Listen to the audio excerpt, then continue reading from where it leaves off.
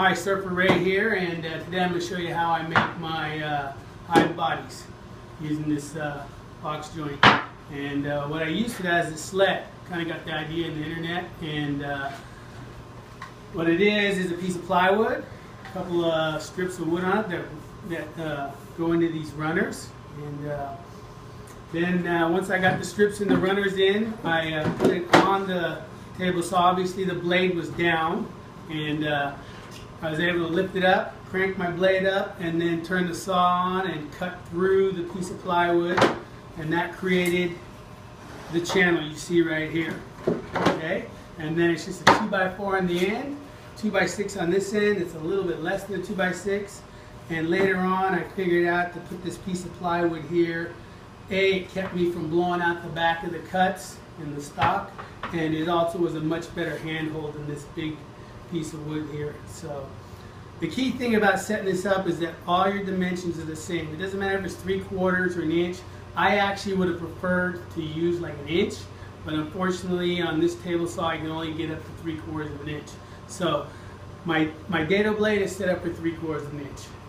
It sticks up out of the plywood 3/4 of an inch.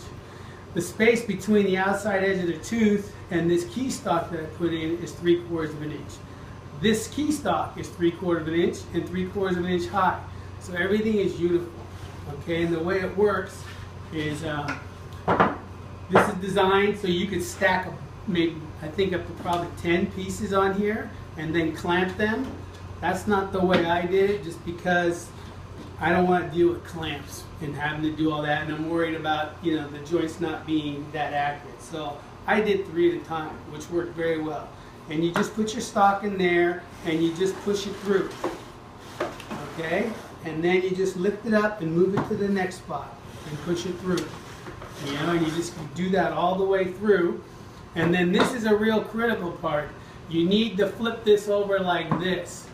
If you spin this the wrong way, you're going to end up with this, which has the joints one way on one side and the joints the other way on the other side, which doesn't work too good. Actually, you can make that work by making the other piece opposite, but that's a critical thing. When you flip these over, make sure you flip them over identically.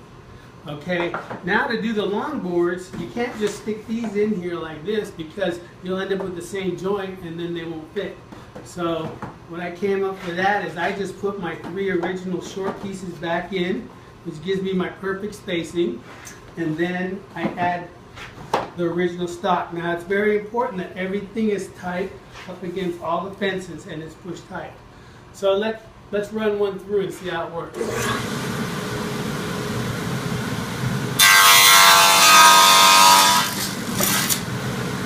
Okay, and once I get that done, then I can take this off and move that over. And once again, I make sure that it's all tight and then push it through. Okay? And I just repeat that process. Flip it over this way. Don't spin it the other way, because you'll get the wrong cut on the opposite side. And then the other thing that happens is at the end, because this has this little lip, which I don't really like. I'd much rather have a thicker one, and if I could have made that wider, probably could have eliminated that. But for what I have to do, I don't cut that last notch to fit. I left it whole like that. And then what I had to do is just run it on the table saw to take it off. And therefore this piece fits right in there like that. Actually it fits the opposite way, just like this. And there you have the joint.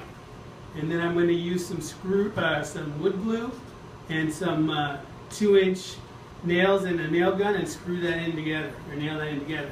I actually used rough sawn lumber I got from my friend, and I milled it on this side to give me a smooth finish, and left this side rough. Bees prefer, you know, more of a natural wood than they do this smooth stuff. Yeah, so that's what we got. And when you're done, you know, you got a really strong joint that lasts for a long time. So thanks for watching, and I hope you learned something.